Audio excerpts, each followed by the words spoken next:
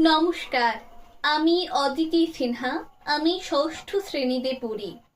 আমার বিভাগ খ। অনলাইন আবৃত্তি প্রতিযোগিতায় আমি শরদিন্দু কর্মকারের লেখা কবিতা নারী পরিবেশন করব। মানুষ কেন বলে মোদের নারীর নিজস্ব নাই কিছু?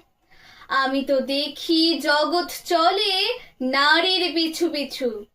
বাপের ঘরে লক্ষ্মী আমি, স্বামীর ঘরে অন্নপূর্ণা, ছেলের ঘরে জননী আমি, আমি ছাড়া সংসার অসম্পূর্ণা।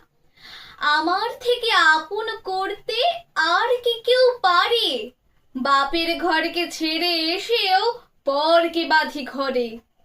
গোত্র থেকে গোত্রান্তর যদিও আমি হই, তবুও যেন জননী রূপে সকল দুঃখ সই।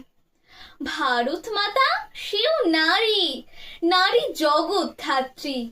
নারী হলো এই জগতের সবার জন্মদাত্রী। পুরুষতান্ত্রিক সমাজ তাই পুরুষকে বড় করে। জেনে রেখো সেই পুরুষকে নারী গর্ভে ধারণ করে। মহাকাল আমার পদতলে শায়িত চিরকাল।